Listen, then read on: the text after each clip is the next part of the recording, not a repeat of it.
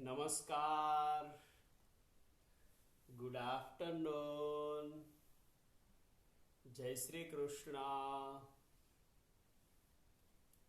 ગયા લેક્ચરમાં આપણે 10મા ચેપ્ટરમાં હાયગેન્સના સિદ્ધાંતને સમજ્યા છીએ. હાયગેન્સનો સિદ્ધાંત એ નવા તરંગ અગ્રનું સ્થાન અને સ્વરૂપ દર્શાવે છે. નવું તરંગ અગ્ર કેવી રીતે ઉત્પન્ન થાય તે હાયગેન્સના સિદ્ધાંત પરથી આપણે નક્કી કરી શકીએ. તરંગ અગ્ર એટલે શું એ પણ આપણે જોયું. સમાન કળામાં દોલનો કરતા બિંદુઓમાંથી પસાર થતી કાલ્પનિક સપાટી અથવા કાલ્પનિક પૃષ્ઠ એટલે તરંગ અગ્ર. ને આવું તરંગ અગ્ર છે તે માધ્યમમાં આગળ વધે છે. એટલે આપણે એવું કહીએ કે તરંગ માધ્યમમાં આગળ વધે છે. એક તરંગ અગ્રમાંથી બીજું તરંગ અગ્ર કેવી રીતે દર્શાવી શકાય તે આપણે હાયગેન્સના સિદ્ધાંત પરથી મેળવેલું છે. ગયા લેક્ચરમાં આપણે આકૃતિ સાથે તેને સમજ્યા છીએ. આજે આપણે હાયગેન્સના સિદ્ધાંતની મદદથી સમતલ તરંગો છે તેનું વક્રીભવન અને પરાવર્તન સમજવું છે. 9મા પાઠમાં પ્રકાશ છે તેને કણ તરીકે લઈને તેનું પરાવર્તન અને વક્રીભવનને આપણે સમજ્યા છીએ. આ પાઠમાં પ્રકાશને તરંગ તરીકે લઈને એટલે કે તરંગવાદ અનુસાર તેનું વક્રીભવન અને પરાવર્તન સમજવું છે. તો સૌથી પહેલા સમતલ તરંગનું વક્રીભવન આપણે સમજીએ.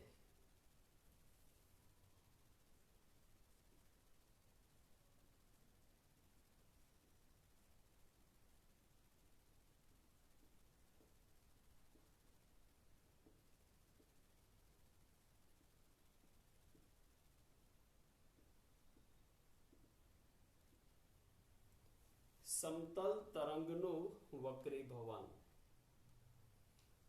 હાયગેન્સના સિદ્ધાંતનો ઉપયોગ કરીને આપણે વક્રીભવનના નિયમને મેળવવા છે. વક્રીભવન સાબિત કરવું એટલે વક્રીભવનનો નિયમ સાબિત કરવો.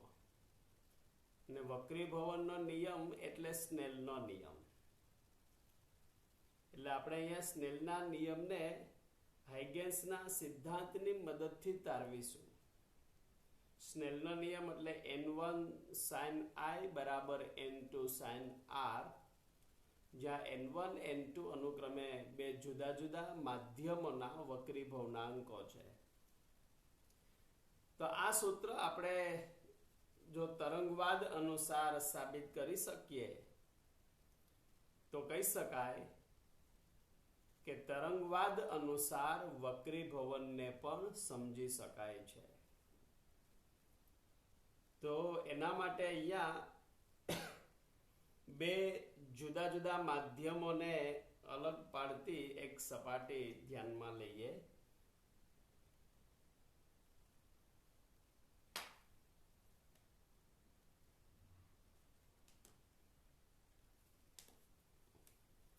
ધારો કે આ આપણે બે જુદા માધ્યમને અલગ પાડતી એક સપાટી લઈએ. બે માધ્યમોને અલગ પાડતી આ સપાટી જેને આપણે P ડેશ વડે દર્શાવીએ. ઉપર માધ્યમ 1,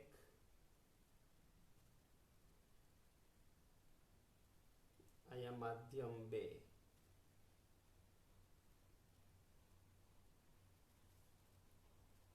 માધ્યમ 1 છે એ પાતળા માધ્યમ તરીકે લઈએ. આ માધ્યમ છે તે આપણે પાતળું લઈએ. આ પાતળું માધ્યમ અને નીચેનું માધ્યમ એ ઘટ માધ્યમ લઈએ. પાતળા માધ્યમ છે એના વક્રી ભવનાંકને આપણે n1 કહીએ. ઘટ માધ્યમ છે એનો વક્રી ભવનાંક આપણે n2 લઈએ. પાતળા માધ્યમમાં તરંગની ઝડપ ધારો કે v1 ને ઘટ માધ્યમમાં તરંગની ઝડપ v2. અહીંયા v1 ગ્રેટર ધેન v2 છે, એટલે કે v2 છે એનું મૂલ્ય v1 કરતા ઓછું છે. એટલે પાતળા માધ્યમમાં તરંગની ઝડપ વધારે છે, ઘટ માધ્યમમાં તરંગની ઝડપ ઓછી છે. આ નીચેનું માધ્યમ છે તે ઘટ માધ્યમ છે. હવે કોઈ એક તરંગ અગ્ર જેને આપણે AB વડે દર્શાવીએ, એ બંને માધ્યમોને અલગ પાડતી સપાટી પર કોઈ એક સમયે આપાત થાય છે. આવું એક તરંગ અગ્ર અહીંયા આપણે વિચારીએ.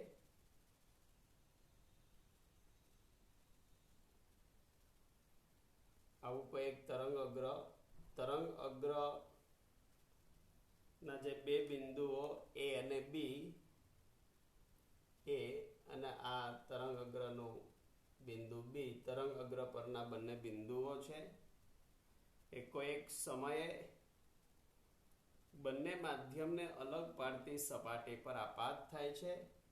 આપાત કોણ ધારો કે I જેટલો છે. I જેટલા આપાત કોણે આવું એક તરંગ અગ્ર આપાત થાય છે. સમતલ તરંગ અગ્ર છે. એટલે આમ આપણે લઈ શકીએ અહીંયા એ આવું જે આ એક તરંગ અગ્ર છે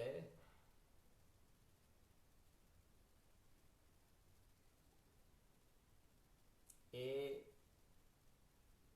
આ A ડેશ છે. A ડેશ એ આ દિશામાં આ તરંગ અગ્ર આપાત થાય છે.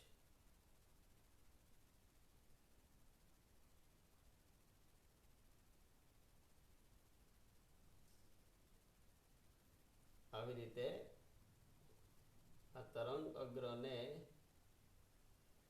દિશા દર્શાવતું, તરંગ અગ્રની દિશા દર્શાવતા અહીંયા આપણે કિરણો લીધેલા છે.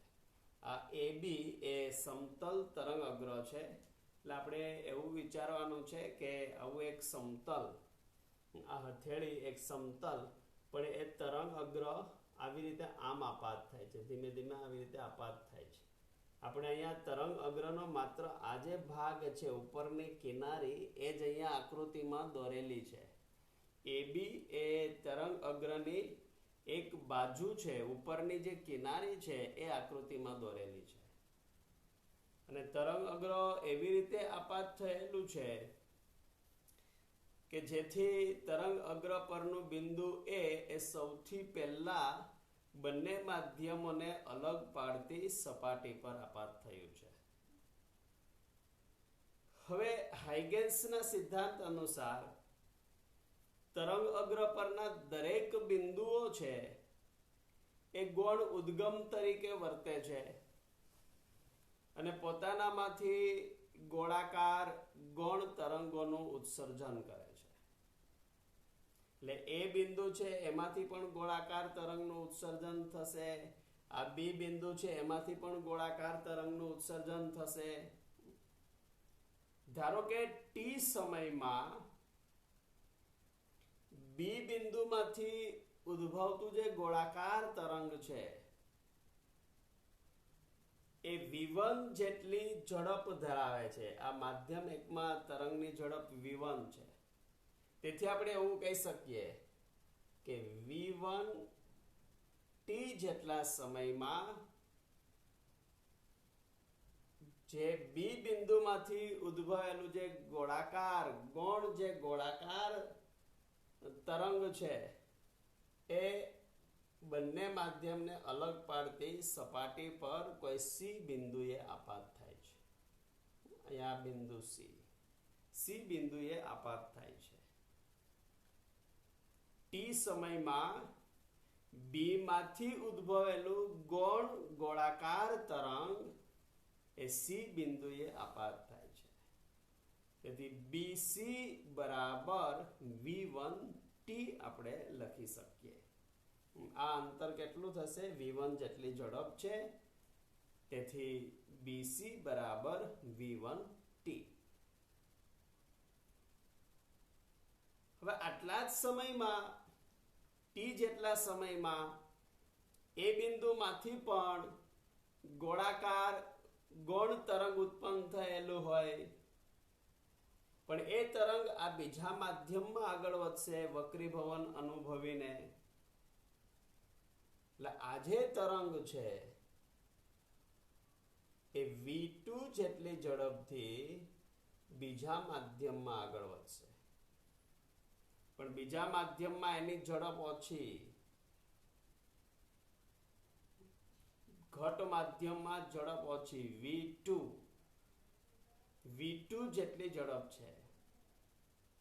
તેથી T જેટલા સમયમાં તેણે કાપેલું અંતર એ V2T જેટલું થશે, આટલું અંતર.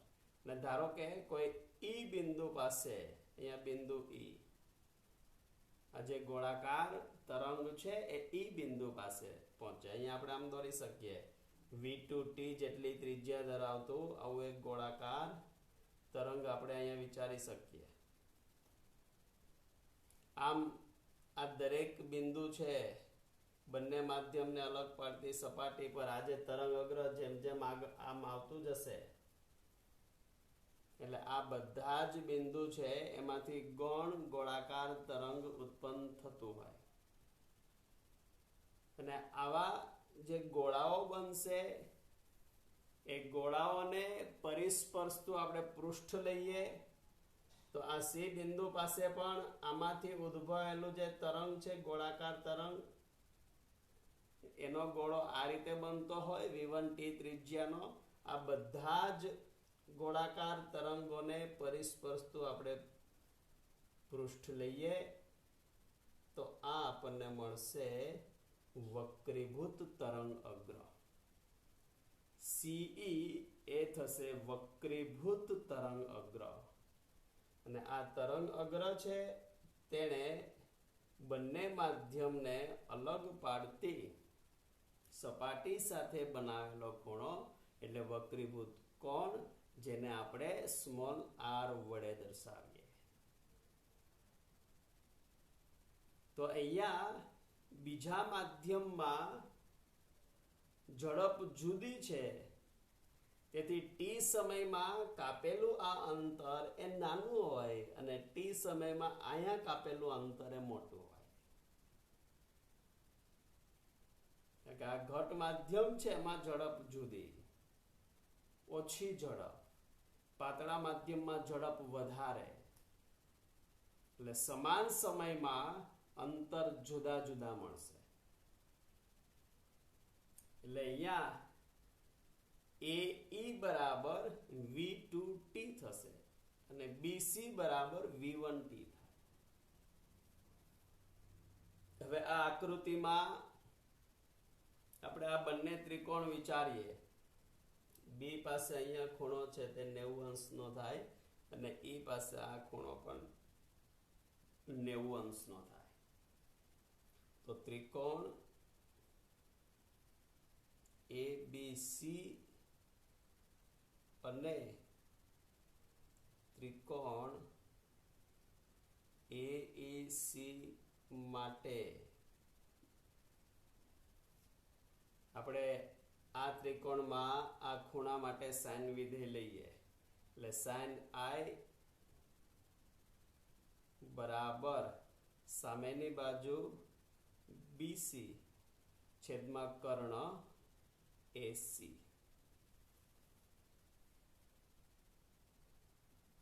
એટલે અહીંયા આપણને મળશે V1T છેદમાં AC. હવે ત્રિકોણ AEC માટે લઈએ. આ ખૂણા માટે સાઇન વિધેયનો ઉપયોગ કરીએ તો સાઇન R બરાબર સામેની બાજુ AE છેદમાં કર્ણ AC. AE એટલે V2T છેદમાં AC. જ્યાં I એટલે તરંગ અગ્ર બંને માધ્યમને અલગ પાડતી સપાટી સાથે બનાવેલો ખૂણો, જેને આપણે આપાત કોણ કહીએ. R એ વક્રીભૂત કોણ છે. આ બંનેનો આપણે ગુણોત્તર લઈએ એટલે sin I upon sin R બરાબર અહીંયા થશે BC upon AC ને sin R એટલે AE upon AC. છેદનો છેદ અંશમાં લઈ જાય.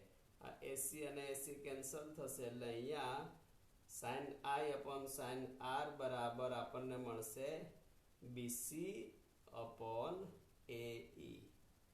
અને BC એટલે V1T એટલે અહીંયા આવશે V1T છેદમાં AE એટલે V2T અને તેથી V1 upon V2. તો આમ sin I upon sin R, sin I upon sin R બરાબર V1 upon V2 આપણને મળ્યું. તો હવે આ સમીકરણ પરથી આપણે એવું કહી શકીએ કે જો R નું મૂલ્ય છે એ I કરતા નાનું હોય,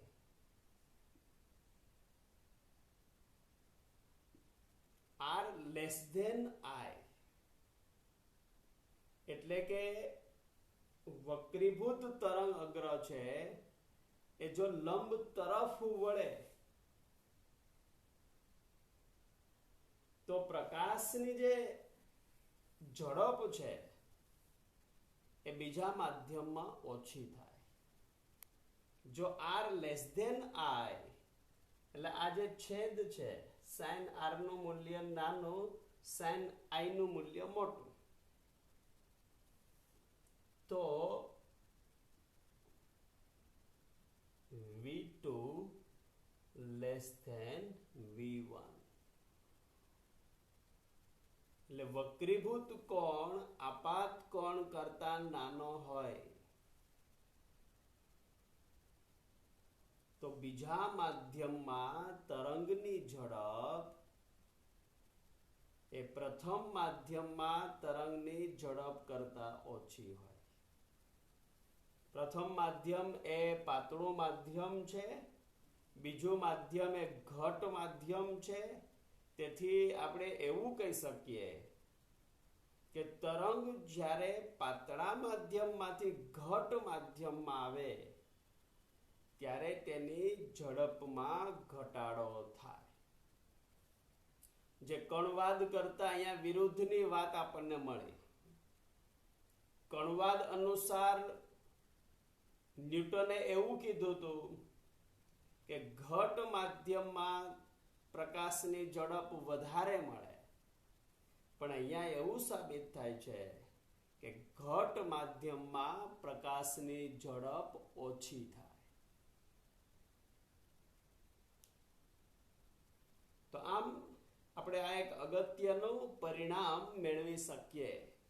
R less than I હોય, વક્રીભૂત કોણનું મૂલ્ય આપાત કોણ કરતા નાનું હોય, એટલે કે વક્રીભૂત કિરણ લંબ તરફ વળે ત્યારે પ્રકાશ છે તેની ઝડપ ઓછી, બીજા માધ્યમમાં તેની ઝડપ ઓછી. હવે આ જ સમીકરણને આપણે વક્રી ભવનાંકના સંદર્ભમાં પણ લખી શકીએ. પાતળા માધ્યમનો વક્રી ભવનાંક n1, ઘટ માધ્યમનો વક્રી ભવનાંક n2 આપણે આ જ સમીકરણને વક્રી ભવનાંકના સંદર્ભમાં પણ લખી શકીએ. ધારો કે શૂન્યાવકાશમાં પ્રકાશની ઝડપ c હોય તો આપણે આવું લખી શકીએ કે આપેલા માધ્યમમાં પ્રકાશની ઝડપ v1 બરાબર c/n1 તથા v2 બરાબર c/n2, જ્યાં n1 અને n2 એ અનુક્રમે પાતળા અને ઘટ માધ્યમના વક્રી ભવનાંકો છે. यदि v1 v2 ની કિંમત અહીંયા મૂકી દઈએ તો sin i upon sin r બરાબર v1 એટલે c/n1 અને v2 એટલે c/n2. આ c અને c કેન્સલ એટલે અહીંયા આપણને મળશે sin i upon sin r બરાબર n2 upon n1. તેથી આમ લખી શકાય n1 sin i બરાબર n2 sin r. તો આ જે સમીકરણ છે એ સ્નેલનો નિયમ છે. સ્નેલનો નિયમ જો આપણને મળે એનો અર્થ કે વક્રીભવનની ઘટના થાય છે. તો આમાં અહીંયા સ્નેલનો નિયમ આપણને મળે છે. તેથી આપણે કહી શકીએ કે પ્રકાશને તરંગ તરીકે લઈને પણ તેનું વક્રીભવન સમજાવી શકાય. તો આ રીતે આપણે હાઇગેન્સના તરંગવાદની મદદથી સમતલ તરંગ છે એનું વક્રીભવન સમજી શકીએ. જેમ ઝડપના સંદર્ભમાં સમીકરણ મેળવવું, વક્રી ભવનાંકના સંદર્ભમાં સમીકરણ મેળવવું, તેમ માધ્યમમાં તરંગોની તરંગ લંબાઈના સંદર્ભમાં પણ આપણે આ સમીકરણ મેળવી શકીએ. દાખલા તરીકે માધ્યમ 1 માં તરંગની તરંગ લંબાઈ λ1 છે અને માધ્યમ 2 માં તરંગની તરંગ લંબાઈ λ2 છે. બંને માધ્યમ જુદા છે એટલે તરંગ લંબાઈ બદલાતી હોય. માધ્યમ બદલાય એટલે તરંગ લંબાઈ બદલાય. ધારો કે માધ્યમ 1 માં તરંગ છે તે BC જેટલું અંતર કાપે અને આ અંતર તેની તરંગ લંબાઈ જેટલું હોય એટલે કે BC બરાબર λ1, તો માધ્યમ 2 માં AE બરાબર λ2 થાય.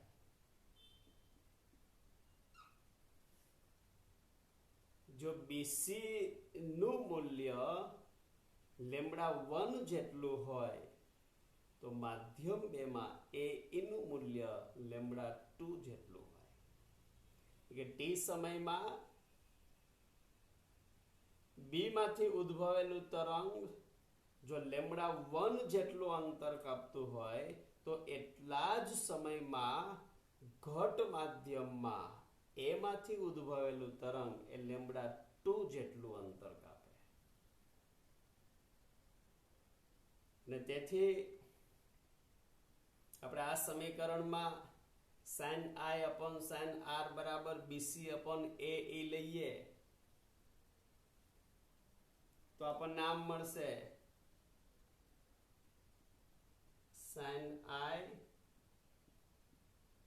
upon sin r બરાબર BC upon AE એટલે લેમ્બડા 1 અપોન લેમ્બડા 2 અને આના બરાબર આપણે આમ પણ લખી શકીએ v1 અપોન v2.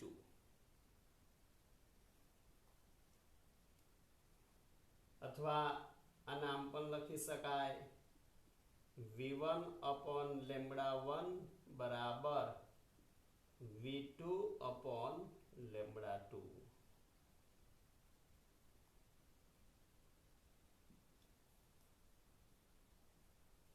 એટલે કે જે માધ્યમમાં તરંગની ઝડપ વધારે હોય તે માધ્યમમાં તેની તરંગ લંબાઈ પણ વધારે હોય. એટલે અહીંયા v1 ગ્રેટર ધેન v2 તો લેમ્બડા 1 ગ્રેટર ધેન લેમ્બડા 2. એટલે અહીંયા આ તરંગ છે તે ઘટ માધ્યમમાં વક્રીભવન અનુભવે છે, પાતળામાંથી ઘટ માધ્યમમાં વક્રીભવન અનુભવે છે. ત્યારે તરંગની ઝડપ અને તરંગની તરંગ લંબાઈ આ બંનેમાં ઘટાડો થાય. તરંગની ઝડપ પણ ઘટશે, તરંગની તરંગ લંબાઈ પણ ઘટશે.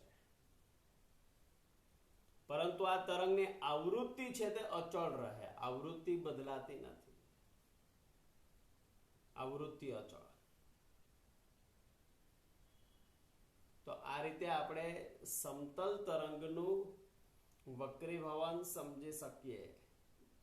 તરંગવાદ પરથી સમતલ તરંગનું વક્રીભવન સમજી શકાય.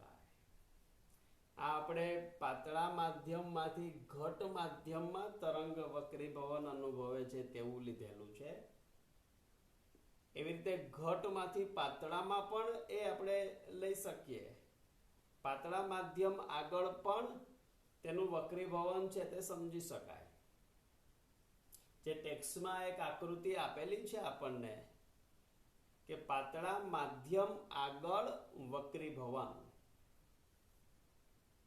તો 9મા ચેપ્ટરમાં આપણે આવું જોયેલું છે કે ઘટ માધ્યમમાંથી પાતળા માધ્યમમાં તરંગ જ્યારે વક્રીભવન અનુભવે ત્યારે વક્રીભૂત કોણનું મૂલ્ય છે તે આપાત કોણ કરતા વધારે હોય છે. અને આ સ્થિતિમાં પણ આપણે સ્નેલનો નિયમ મેળવી શકીએ છીએ. આ સમીકરણ આપણે ત્યાં પણ મેળવી શકીએ. પાતળા માધ્યમ આગળ વક્રીભવનને સમજીએ તો એમાં પણ આ જ પ્રક્રિયા આપણે કરવાની થાય.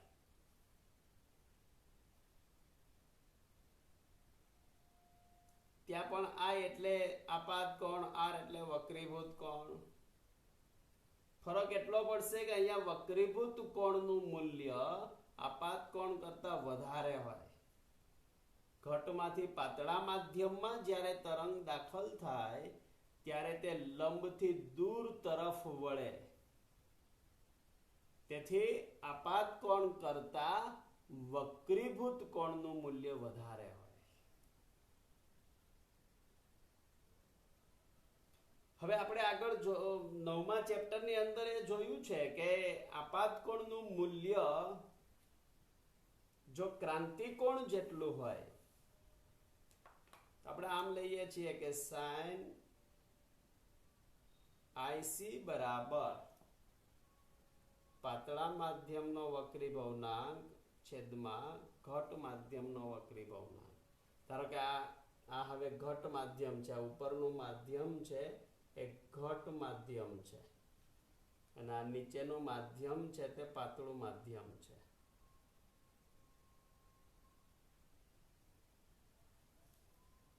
sin IC બરાબર n2 upon n1. IC એટલે આપાત કોણ. ધારો કે આપાત કોણનું મૂલ્ય IC જેટલું હોય, એટલે કે ક્રાંતિકોણ જેટલું, તો sin R બરાબર 1 થશે. એટલે કે વક્રીભૂત કોણ છે તે 90 અંશ થાય.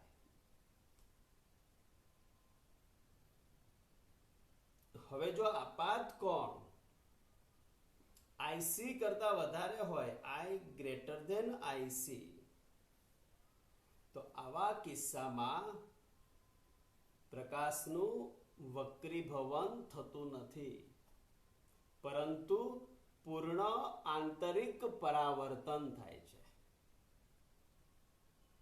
જે આપણે 9મા ચેપ્ટરની અંદર બરાબર ભણ્યા છીએ કે આપાત કોણનું મૂલ્ય જો ક્રાંતિ કોણ કરતા વધારે હોય તો આવા કિરણો છે, આવા જે પ્રકાશ છે, આવું જે તરંગ છે તેનું વક્રીભવન થતું નથી, પરંતુ એ તે જ માધ્યમમાં પૂર્ણ આંતરિક પરાવર્તન અનુભવે છે.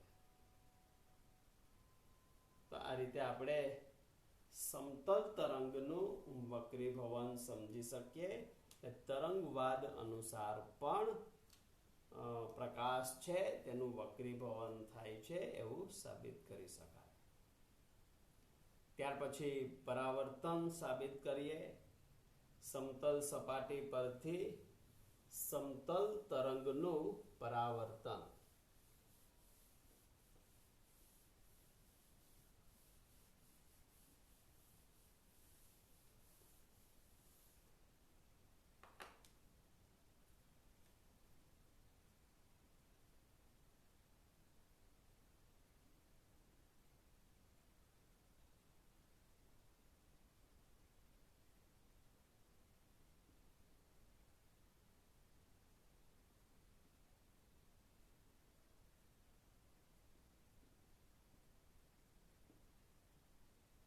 સમતલ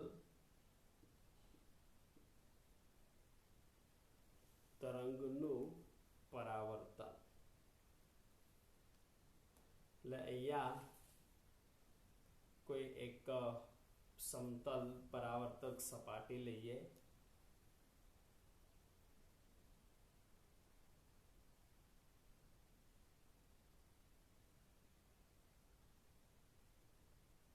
ધારો કે MN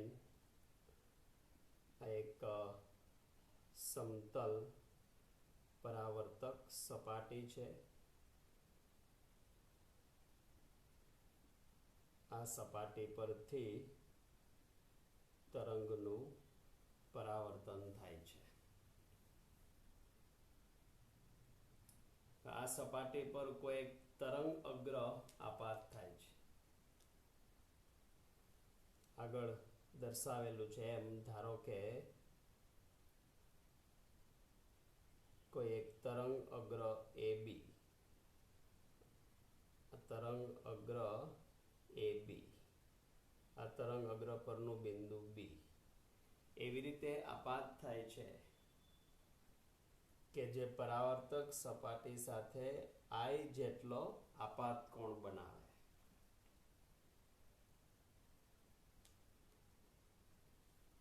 એટલે અહીંયા આમ આપણે તરંગ અગ્ર છે તે આપાત થાય એવું દર્શાવીએ. A' જેમ આગળ દર્શાવેલું છે એવી રીતે અહીંયા આપણે એને આપાત થતું દર્શાવીએ.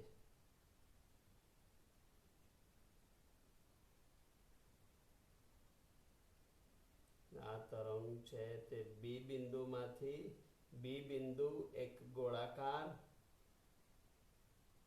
તરંગ અગ્રનું તરંગનું ઉત્સર્જન કરશે. બિંદુ B એક ગૌણ ઉદ્ગમ છે અને તે એક ગોળાકાર તરંગનું ઉત્સર્જન કરશે. એટલે કોઈ T સમયે અહીંયા AB તરંગ અગ્ર એ કોઈ પરાવર્તક સપાટી MN પર આપાત થાય છે. I જેટલો આપાત કોણ છે. હવે ધારો કે T સમયમાં B માંથી ઉદ્ભવેલું ગોળાકાર ગૌણ તરંગ એ V જેટલી ઝડપથી આગળ વધે તો તે VT જેટલું અંતર કાપે અને C બિંદુ પાસે પહોંચે. એટલે કે આ જે પરાવર્તક સપાટી છે એ સપાટી સુધી એ પહોંચે. આ સી બિંદુ એ પરાવર્તક સપાટી પરનું બિંદુ છે. એટલે BC બરાબર VT થશે, જ્યાં V એટલે આપેલા માધ્યમમાં તરંગની ઝડપ છે.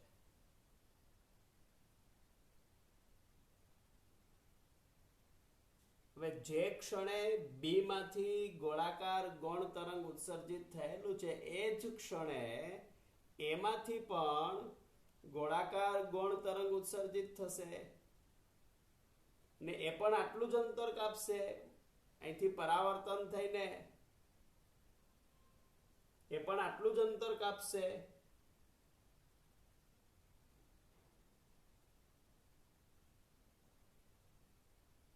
V into T જેટલું માધ્યમ એ જ છે એટલે ઝડપ છે તે સરખી જ રહેશે.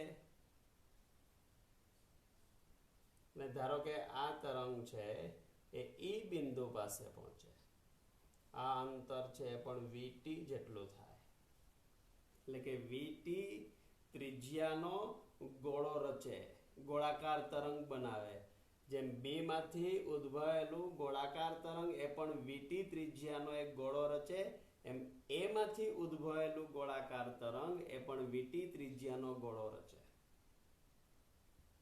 જેમ જેમ આ તરંગ અગ્ર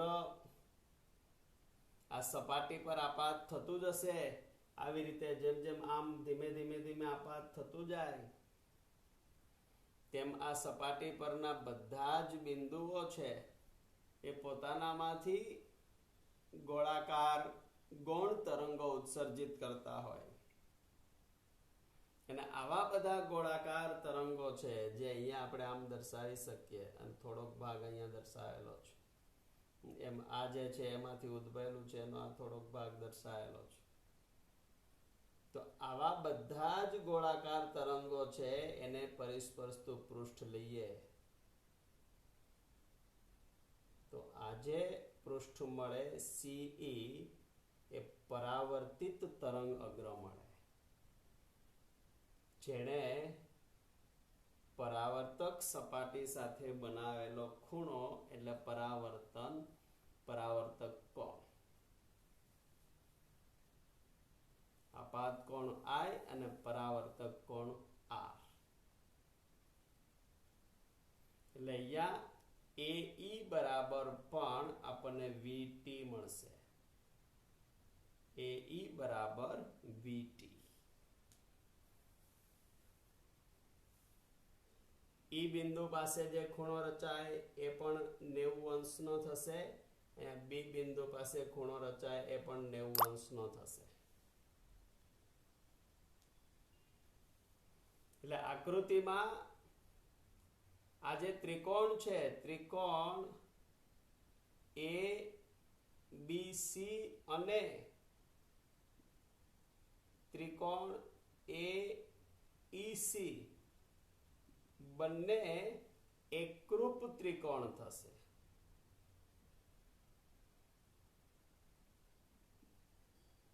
આ બંને એકરૂપ ત્રિકોણ થશે. એકરૂપ ત્રિકોણ એટલે અનુરૂપ બાજુઓ છે તે સરખી. AE નું મૂલ્ય અને BC નું મૂલ્ય સરખું. એક ત્રિકોણ માટે AC અને બીજા ત્રિકોણ માટે પણ એ જ બાજુ AC, આ બંને સમાન. અને તેથી AB અને CE આ બંને પણ સમાન. તેથી આ ખૂણાનું મૂલ્ય અને આ ખૂણાનું મૂલ્ય એ પણ સમાન થશે. એટલે કે ખૂણો BAC બરાબર ખૂણો ECA, એટલે કે આપાત કોણ બરાબર પરાવર્તન કોણ. આ બંને સમાન થાય તો અહીંયા પરાવર્તનનો નિયમ સાબિત થાય.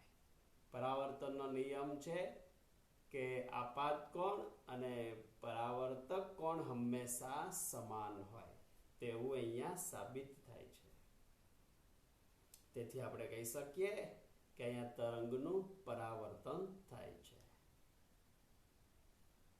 તો આમ હાઇગેન્સના તરંગવાદ અનુસાર પ્રકાશને આપણે તરંગ તરીકે લઈને પરાવર્તન અને વક્રીભવન બંને ઘટનાઓ છે તે સાબિત કરી શકીએ.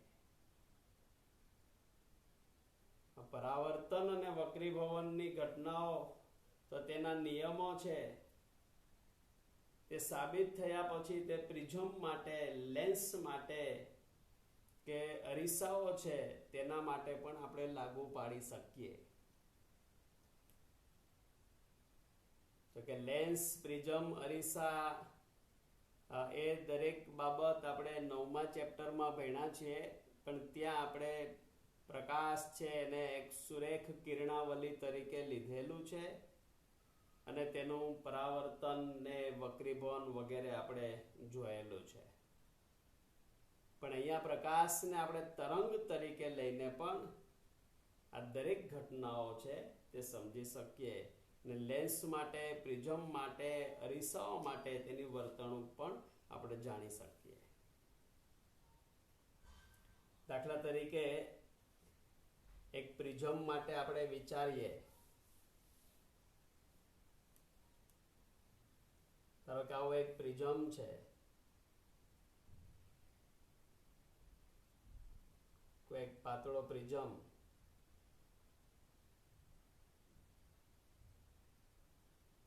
આ પ્રિઝમ પર એક સમતલ તરંગ અગ્ર આપાત થાય છે એવું લઈએ.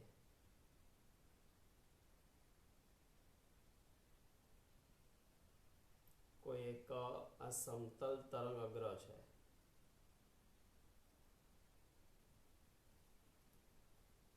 સમતલ તરંગ અગ્ર આપાત થશે એટલે તરંગ અગ્રનો કેટલોક ભાગ એ પ્રિઝમનો જે પાયો છે એમાંથી પસાર થશે. આ જે નીચેનો ભાગ છે એમાંથી પસાર થાય. હવે આ ઘટ માધ્યમ છે એટલે અહીંયા તરંગ અગ્ર છે એની ઝડપ આમાં ઘટી જશે. જ્યારે આટલા ભાગમાંથી તરંગ પસાર થશે તો એની ઝડપ વધારે. એટલે આમાંથી પસાર થશે તો એ તરંગ અગ્ર પાછળ રહી જશે. ના હવામાં જે ગતિ કરે છે તો એ તરંગ છે આગળ નીકળી જશે.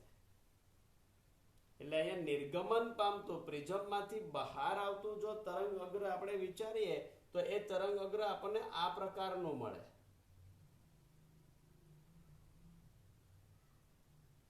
એ આપણને આ પ્રકારનું મળશે.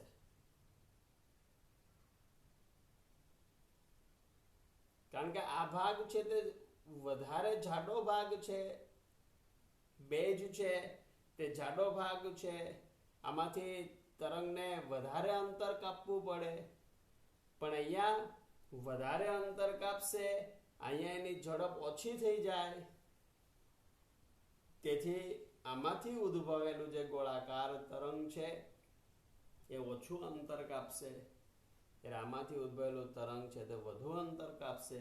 તેથી નિર્ગમન પામતું જો તરંગ અગ્ર આપણે લઈએ તો એ તરંગ અગ્ર આપણને આવું નમેલું જોવા મળશે. આની જેમ આપણને જોવા મળશે નહીં, સમતલ જ મળશે પણ આ રીતે નમેલું જોવા મળે. પ્રિઝમ માટે આપણે આવું વિચારી શકીએ. પછી લેન્સ માટે આપણે વિચારવું હોય તો ધારો કે આવો એક પાતળો બહિર્ગોળ લેન્સ છે. આના ઉપર પણ સમતલ તરંગ અગ્ર આપાત થાય છે.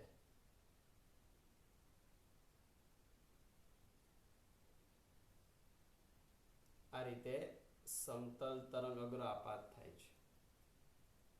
તો અહીંયા આપણે જોઈ શકીએ છીએ કે તરંગ અગ્ર છે એમાંથી કેટલોક ભાગ લેન્સના આ મધ્ય ભાગમાંથી પસાર થશે. આ મધ્ય ભાગ જાડો છે એટલે એમાંથી એને વધારે અંતર કાપવું પડે. અહીંયા ઝડપ ઓછી હોય ત્યારે આ ભાગમાંથી ઝડપથી પસાર થઈ જશે. એટલે આમાંથી ઉદ્ભવેલું તરંગ છે એને ધારો કે અહીંયા સુધી પહોંચ્યું હોય તો આમાંથી ઉદ્ભવેલું તરંગ છે તે અહીંયા સુધી પહોંચે, આમાંથી ઉદ્ભવેલું તરંગ છે તે અહીંયા પહોંચે. તો હવે નિર્ગમન પામતું જો આપણે તરંગ લઈએ તો એ આપણને આવું મળશે. નિર્ગમન પામતું તરંગ અગ્ર જો વિચારવામાં આવે તો આપણને આ ગોળાકાર મળશે. આ રીતે ગોળાકાર મળશે. એટલે કે આ જે તરંગ છે એ લેન્સના મુખ્ય કેન્દ્ર પર કેન્દ્રિત થાય તેવી રીતે મળશે. કેન્દ્ર આગળ નમેલું કેન્દ્ર પર કેન્દ્રિત થતું હોય લેન્સનું આ મુખ્ય કેન્દ્ર અહીંયા આપણને જોવા મળે. એવી રીતે અંતર્ગોળ અરીસા માટે વિચારીએ કે આ કોઈ એક અંતર્ગોળ અરીસો છે, એના ઉપર પણ સમતલ તરંગ અગ્ર આપાત થાય છે.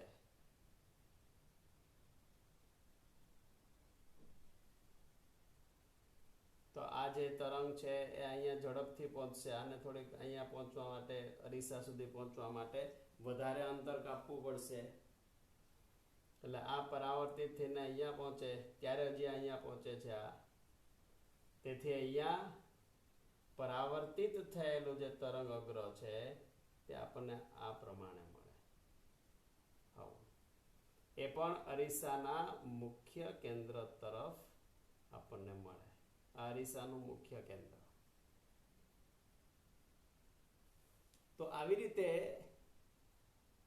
લેન્સ, અરીસા અને પ્રિઝમ માટે તરંગ અગ્ર છે તેની સમજૂતી આપણે મેળવી શકીએ. આમાં ખ્યાલ ના આવતો હોય ત્યાં તમે પૂછી શકો. ત્યાર પછી નેક્સ્ટ લેક્ચરમાં આપણે ડોપલર અસરને સમજીશું. આગળનો ટોપિક છે તે ડોપલર અસર. કેટલાક ઉદાહરણો છે તે આપણે લેશું. આજે આપણે અહીં સુધી રાખીએ, બાકીનું નેક્સ્ટ લેક્ચરમાં લેશું. જેટલું ચાલે છે તે તમે બરાબર વાંચજો. એકવાર, બે વાર, 3 વાર વારંવાર તમે રિપીટ કરશો તો તમને જેટલી વધુ વાર વાંચશો તેટલું વધુ ને વધુ સમજાતું જશે. એક જ વાર વાંચીને છોડી દેશો તો તમને બરાબર મગજમાં ન પણ ઉતરે, અમુક બાબત ન પણ સમજાય. પણ એકને એક બાબત છે તમે 2 થી 3 વાર વાંચો એટલે તમને એ વધારે ડીપ જે કન્સેપ્ટ છે તે તમારા ધ્યાનમાં આવશે. એટલે વારંવાર વાંચજો જેથી કરીને એનો કન્સેપ્ટ છે તે ક્લિયર થાય. આજે આપણે અહીં સુધી રાખીશું, બાકીનું નેક્સ્ટ લેક્ચરમાં લેશું. આવજો.